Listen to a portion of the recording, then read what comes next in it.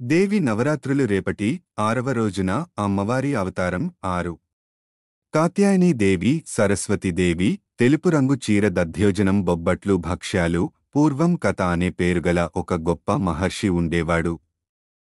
అతని కుమారుడు కాత్య మహర్షి. ఈ కాత్యగోత్రజుడే విశ్వవిఖ్యాతుడైన కాత్యాయన మహర్షి. ఇతడు పరాంబా దేవిని ఉపాసిస్తూ ఎన్నో సంవత్సరాలు కఠినమైన తపస్సును ఆచరించాడు. భగవతీదేవి లేదా దుర్గాదేవి పుత్రికగా తన ఇంట జన్మించాలని అతని కోరిక. భగవతీమాత ఆయన ప్రార్థనను అంగీకరిస్తుంది. కొంతకాలం తరువాత మహిషాసురుడు అనే రాక్షసుని అత్యాచారాలతో భూలోకం పెచ్చరిల్లిపోతుంది. ఈ మహిషాసురుని సంహరించడానికే బ్రహ్మవిష్ణు మహేశ్వరులు తమ తమ తేజస్సుల అంశలతో ఒక దేవిని సృష్టిస్తారు. మొట్టమొదట కాత్యాయన మహర్షి ఈమెను పూజిస్తారు. అందువలన ఈమె కాత్యాయని అని ప్రసిద్ధికెక్కింది. ఈమె కాత్యాయన మహర్షి ఇంట పుత్రికగా అవతరించిందని మరి ఒక కథ. ఈమె ఆశ్వీయుజ శుక్ల సప్తమి, అష్టమి, నవమి తిథులలో కాత్యాయన మహర్షి పూజలందుకుని విజయదశమి నాడు మహిషాసురుని వధించింది. ఈమె సాక్షాత్తు గాయత్రీ అవతారమేనని చెప్పబడింది. కాత్యాయని ఉపాసన వల్ల సంతాపాలు, భయాలు, అనుమానాలు దూరమవుతాయి. వేదవిద్య అబ్బుతుంది. కాత్యాయని దేవి అమోఘ ఫలదాయిని.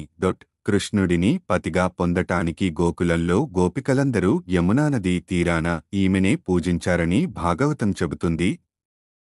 ఈమె గోకులానికి అధిష్టాత్రిగా వెలిసినది. ఈమె స్వరూపము దివ్యము, భవ్యము. ఈమె శరీరకాంతి బంగారు వన్నెతో తళతళ మెరుస్తూ ఉంటుంది. ఈమె 4 భుజాలతో విరాజిల్లుతూ ఉంటుంది. ఈమె కుడిచేతులలో ఒకటి అభయముద్రను, మరొకటి వరదముద్రను కలిగి ఉంటుంది. ఈమె ఒక ఎడమ చేతిలో ఖడ్గము, మరొక ఎడమ చేతిలో పద్మము శోభిల్లుతూ ఉంటాయి. సింహవాహన. జన్మజన్మాంతరాల పాపాలు నశించటానికి ఈ దేవి ఉపాసన కంటే సులభమైన, సరళమైన మార్గం మరొకటి లేదు. ఈమెను ఆరాధించేవారు నిరంతరం ఈమె సాన్నిధ్యం నుండి పిమ్మట పరమపద ప్రాప్తికి అర్హులవుతారు. కాబట్టి మనము అన్ని విధాలా ఈ తల్లిని శరణుజొచ్చి ఈమె పూజలందు, ఉపాసనయందు తత్పరులము కావాలి. ధ్యాన శ్లోకం. చందరహాసోజ్వలకరం శార్దుల వరవాహన కాత్యాయని శుభం దద్యాద్దేవి దానవఘాతిని. అమ్మవారి పవిత్ర నవరాత్రుల మహత్యం సమాచారం షేర్ చేసి అందరికీ తెలియజేయండి. మరిన్ని ఆధ్యాత్మిక సమాచారాల విశేష వివరణల కోసం ఈ పేజీని ఫాలో అవ్వండి. శ్రీమాత్రే నమః. మాఘశుద్ధ పంచమి శ్రీ పంచమి. దీనిని వసంత పంచమి అని కూడా అంటాము. దీనిని ఋతు సంబంధమైన పండుగగా భావించవచ్చు. మాఘ, ఫాల్గుణాలు శిశిర ఋతువు, చైత్ర వైశాఖలు వసంత ఋతువు. శిశిర ఋతువు ప్రారంభంలోనే వసంత ఋతు సంబంధంగా ఈ వసంత పంచమిని చేసుకుంటూ ఉంటాము. బ్రహ్మవైవర్త పురాణం ప్రకృతి ఖండంలో 4వ అధ్యాయంలో అన్ని శక్తులలో ప్రధానమైన శక్తి గల శ్రీ సరస్వతిని వసంత పంచమి నాడు పూజ చెయ్యాలని చెప్పబడింది. వసంత పంచమి విద్యారంభ దినము. మకర సంక్రాంతి తరువాత ఉత్తరాయణం ప్రారంభం అవుతుంది. ఆ కాలంలోనే క్రమంగా వసంత ఋతు లక్షణాలైన చెట్లు చిగురించడం, పూలు పూయడం మొదలైనవి కనిపిస్తాయి. మాఘమాసమే వసంత ఋతువునకు ఆరంభమనే మాట ఒకటి ఉన్నది. ఆ వసంత ఋతు సూచనలకు ఈ వసంత పంచమి స్వాగతోపచారాలు చేసే పర్వంగా ఎంచుకోవలసి ఉంటుంది. రాగల వసంత ఋతువు ఇప్పటి శిశిర ఋతువులో చేసే స్వాగతోపచారం ఈ పండుగ. ముందుగా ఈ వసంత పంచమిని మనము వాక్కుకు అధికారిణి అయిన ఆ వాగ్దేవి అయిన సరస్వతీ దేవి జన్మదినంగా జరుపుకుంటున్నాము. ఈ విషయాన్ని దేవి భాగవతంలో మనకు స్పష్టంగా తెలియచేశారు. ఈ సృష్టి కంటే ముందు మాట అసలు ఉండేది కాదు. అంతా సైగలతోనే బ్రహ్మగారు కొంతమందితో సృష్టి చేశారు. వారు ప్రజాపతులు అయిన మరీచి, అంగిరసుడు, దక్షుడు మొదలగువారు. నారదుని వంటి మహానుభావులు కూడా మాట్లాడేవారు కాదు. సైగలతోనే ఉండేవారు. అప్పుడు ఒకే ఒక్క బీజం ప్రణవనాదం అయిన ఓంకారం ఉండేది. బ్రహ్మదేవుడు భూలోకవాసులను సృష్టించి వీళ్లందరూ ఒక వస్తువుని గుర్తించి ఆ వస్తువును ఏదో ఒక పేరుతో పిలవడానికి ఏమి చెయ్యాలి అనుకున్నారు. అప్పుడు ఆయన ముఖం నుంచి ఒక దివ్య పురుషుడు నీలిమేఘ ఛాయతో 4 భుజాలతో తలపై నెమలి పింఛముతో ఉన్న ఒక దివ్య పురుషుడు వచ్చాడు. ఉట్, నీవు ఎవరవు అని బ్రహ్మగారు అడుగగా, మాటలు లేవు కాబట్టి అన్నీ కూడా లోపల లోపలే మనము మనసులో ఎలా ఊహించుకుంటామో అలా అనమాట. ఇప్పుడు ఆ వ్యక్తి ఈ చరాచర సృష్టికి పోషకుడిని. గోలోకం అనే లోకం ఉంది. అక్కడ ఉన్న నాలోనుంచి అనేక శక్తులు ఉద్భవిస్తాయి అనగా వెంటనే ఆ దివ్యపురుషుడికి నమస్కరించి, నిన్ను స్తోత్రం చేయాలంటే నాకు వాక్కులేదు. ఎలా? నేను నిన్ను స్తుతించడం అని మనసులో భావన చేస్తూ ఉండగా ఆ విరాట్ పురుషుడైన కృష్ణుడు తన శరీరంలోని ఎడమ భాగం నుంచి ఒక దివ్యమైన స్త్రీ మూర్తిని బయటకు తీసుకుని వచ్చాడు. ఆ స్త్రీమూర్తిని తెల్లగా మెలమెల మెరిసిపోతూ ఉన్న సౌందర్యరాశిగా ఉద్భవింపచేశారు. ఆ ఆదిపరాశక్తి నాకు ఇచ్చింది. ఈవిడని నీకు ఇస్తున్నాను. ఈవిడ సర్వశుక్ల సరస్వతి అమ్మవారు. చతుర్భుజాలతోనూ ఒక చేతియందు జపమాల, ఒక చేతియందు పుస్తకము పట్టుకొని, 2 చేతులతో వీణను పట్టుకొని ఉంటుంది. సరస్వతీదేవి చేతిలో పట్టుకొనే వీణకు కచ్చపి అని పేరు అని చెప్పెను. అమ్మవారి యొక్క ఆసనం తెల్ల తామర పువ్వు. ఈ తెల్ల తామర పువ్వు పైన అమ్మ కూర్చుని ఉంటుంది. అంటే అర్థం మన శిరస్సుపై సహస్రారచక్రం ఉంటుంది. ఎవరైతే మన పురాణాలు, ఇతిహాసాలు, భగవద్గీత మొదలైనవి చదువుతూ ఉంటారో ఆ సహస్రారం తెలుపు రంగులో కనిపిస్తుంది. యోగులకు ఆ సహస్రారం పసుపు రంగులో భాసిస్తుంది. అమ్మవారి ఉపాసన చేసేవారికి ఆ సహస్రారం ఎరుపు రంగులో ప్రకాశిస్తుంది.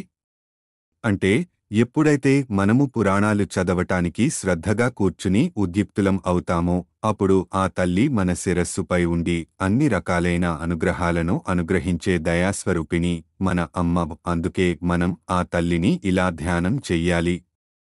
శరదిందు సమాకారే పరబ్రహ్మస్వరూపిణి వాసరా పీఠ నిలయే సరస్వతీ నమోస్తుతే. అజ్ఞానము మానవుని దానవునిగా రూపొందిస్తుంది. జ్ఞానమును ప్రసాదించి మనిషిని మనిషిగా తీర్చిదిద్దుతుంది. జ్ఞానము, విద్య, చదువు పర్యాయపదాలు. మాఘ శుక్ల పంచమ్యాం విద్యారంభే దినేపి చ పూర్వేహ్ని సమయం కృత్య తత్రాహ్న సంయుతః రుచ్యః. మాఘ శుద్ధ పంచమినాడు ప్రాతఃకాలంలో సరస్వతీదేవిని అర్చించి విద్యారంభం చేయాలని శాస్త్రవచనం. ఈ రోజునే క్షీరసాగర మథన సందర్భంగా మహాలక్ష్మి ఆవిర్భవించిన కారణంగా శ్రీపంచమిగా పేర్కొనడంతో ఈరోజు మహాగణపతిని, శ్రీలక్ష్మిని, శ్రీ సరస్వతిని షోడశోపచారాలతో పూజించాలని, శ్రీ సరస్వతిదేవి ప్రతిమతో పాటు జ్ఞానానికి ప్రతీకలైన పుస్తకాలను, లేఖినులను పూజాపీఠంపై ఉంచి అర్చించాలి.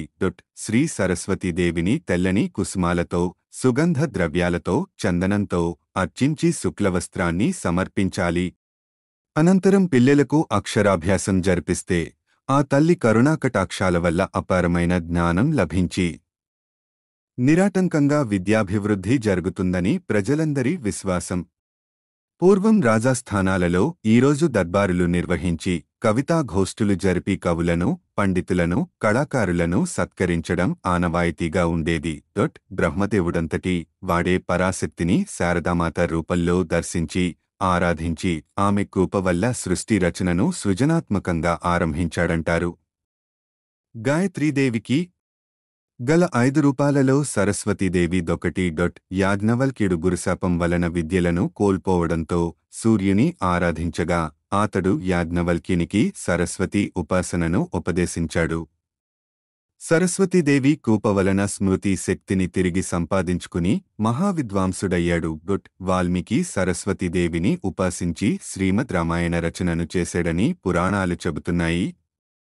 అలాగే వ్యాసమునీంద్రుడు కూడా సరస్వతీదేవి అనుగ్రహం వల్లనే వేద విభజన గావించి పురాణాలను ఆవిష్కరించాడని, మహాభారత, భాగవత, బ్రహ్మసూత్రాది రచనలు చేసి భారతీయ సనాతన ధర్మ వ్యవస్థకు మూలపురుషుడుగా నిలిచాడని ప్రతీతి.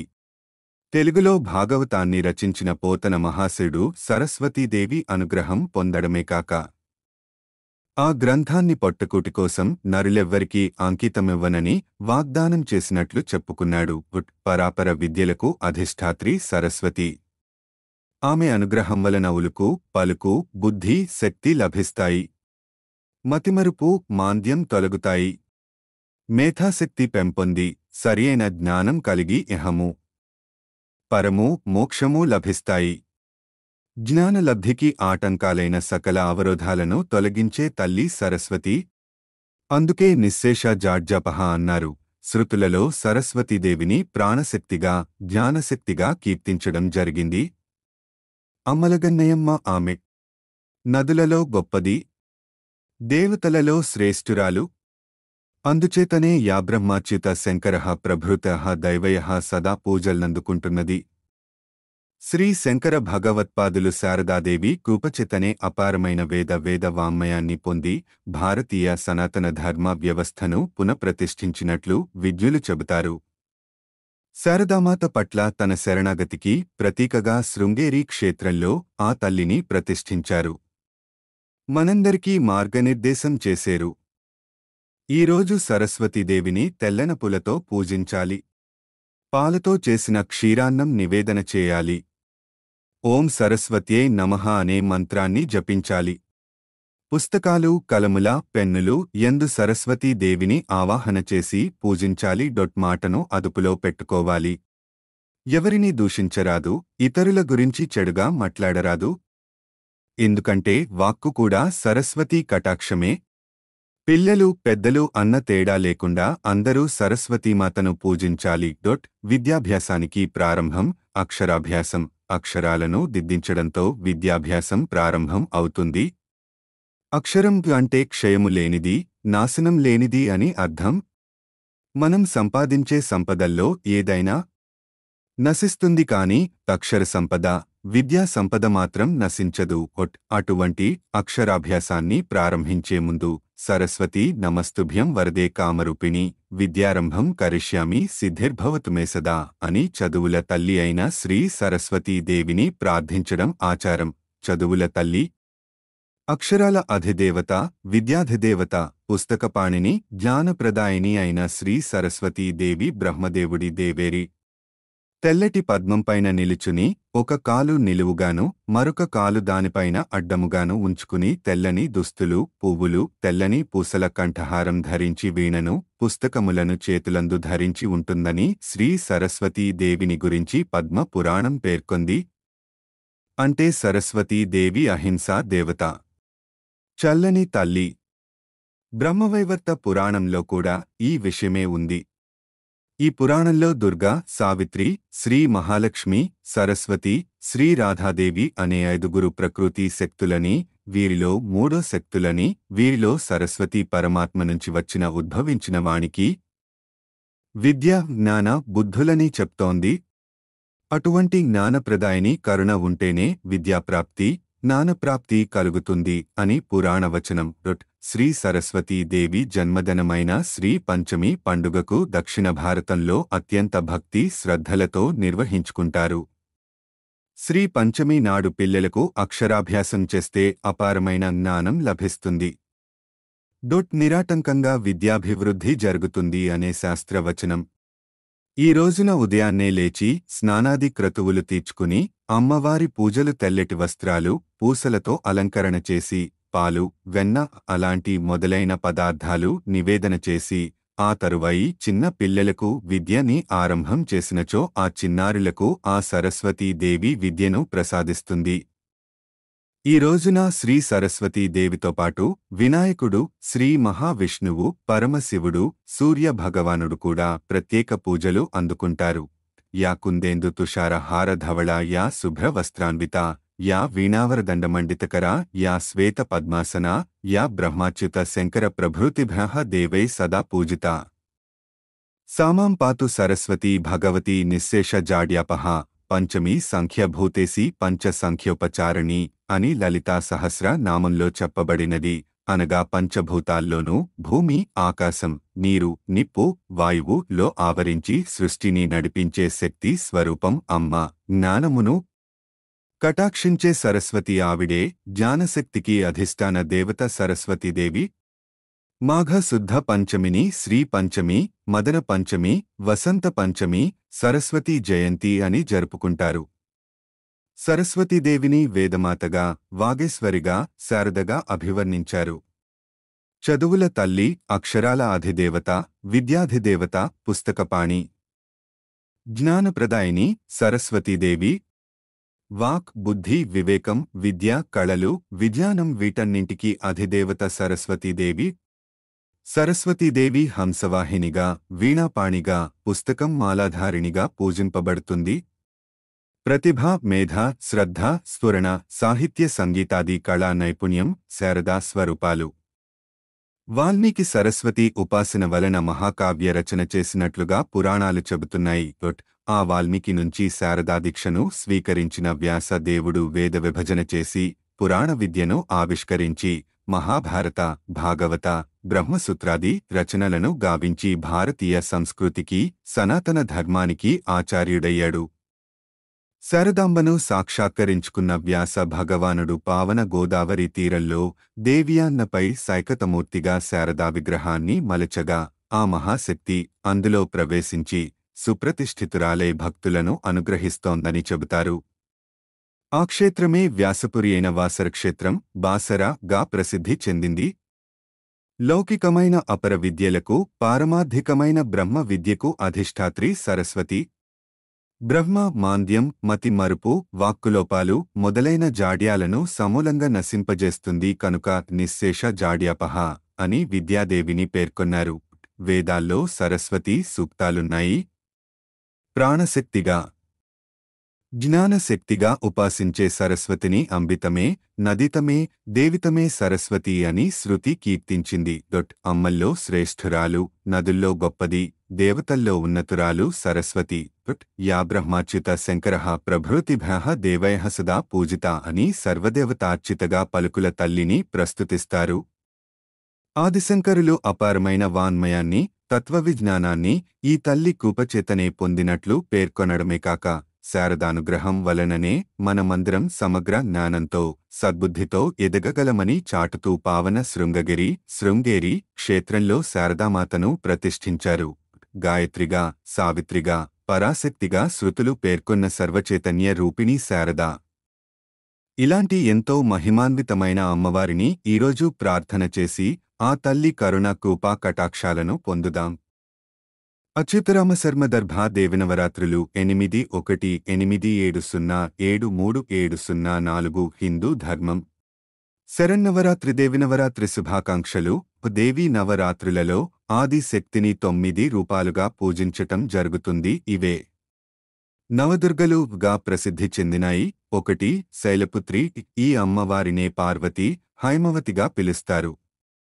ఒక చేతిలో శూలం, మరొక చేతిలో కమల ధరించి ఉంటుంది. కోరిన కోర్కెలు తీర్చగల తల్లి. 2 బ్రహ్మచారిణి. ఈ అమ్మవారిని తపశ్చరణి అని అంటారు. కుడి చేతిలో జపమాల, ఎడమ చేతిలో కమండలం, శ్వేత వస్త్రాలను ధరించి ఉంటుంది. అమ్మ జ్ఞానదాయిని, మోక్షప్రసాదిని. 3 చంద్రఘంట. అమ్మ సింహవాహిని. ధనుస్సు, బాణం, గద, శూలం, పాశం మెదలగు ఆయుధాలు, పద్మ కమండలం, అభయ వరద హస్తాలతో 10 చేతులతో ఉంటుంది. అమ్మ ధైర్యాన్ని, వీరత్వాన్ని, సకలాభిష్టాలను నెరవేరుస్తుంది. 4 కుష్మాండ గుమ్మడి రూపంలో భూమండలాన్ని కల్పించిన తల్లి. చక్రం, గద, ధనుస్సు, బాణం మెదలగ ఆయుధాలు, కమండలం, అమృత కళసం, జపమాల, పద్మం ధరించి ఉంటుంది. ఆయురారోగ్యాలను, ఐశ్వర్యాలను ఇస్తుంది. 5 స్కంధమాత కుమారస్వామి తల్లిగా, సింహవాహినిగా, అష్టభుజ దేవిగా ఆరాధన చేస్తారు. అమ్మ శాంతి సౌఖ్యాలను ప్రసాదిస్తుంది. 6 కాత్యాయని, త్రిమూర్తుల, సర్వదేవీ దేవతల శక్తులతో కూడిన మహిషాసుర మర్దినిగా ప్రసిద్ధం. తొలుత కాత్యాయన మహర్షి పూజించటం వలన ఈ పేరు వచ్చిందని అంటారు. కష్టాలు, బాధలు తొలగిస్తుంది. 7 కాళరాత్రి. అమ్మ రాత్రి స్వరూపిణి, సర్వ దుష్ట భయంకరి, శిష్ట అభయంకరి. భక్తులను కాపాడే తల్లి. అమ్మ గాడిద మీద వెంట్రుకలు విరబోసుకుని ఉంటుంది. అమ్మ అనేలోపే రక్షించటానికి సిద్ధంగా ఉంటుంది. 8 మహాగౌరి. ఈమెనే భైరవి స్వరూపం. శ్వేతవర్ణం, డమరుకం, త్రిశూలం, అభయవరద ముద్రలతో ఉంటుంది. సర్వమంగళకారిణి, అన్ని వరాలనిస్తుంది. 9 సిద్ధిధాత్రి. చతుర్భుజాలతో శంఖ, చక్ర, గద, పద్మధారిణి, కమలాసని. సర్వసిద్ధిప్రదాయిని, సర్వైశ్వర్య సర్వాభిష్టాలను ప్రసాదిస్తుంది. ప్రథమం శైలపుత్రీ చ, ద్వితీయం బ్రహ్మచారిణి, తృతీయం చంద్రఘంటేతి, కూష్మాండేతి, చతుర్థకం పంచమం స్కంధమాతేతి, షష్టం కాత్యాయనితి చ, సప్తమం కాళరాత్రి చ, మహాగౌరీతి చాష్టమం నవమం సిద్ధిధాత్రి చ, నవదుర్గా ప్రకీర్తిత. శుభం భూయాత్. మీ అచ్యుతరామశర్మదర్భ హిందూ ధర్మం.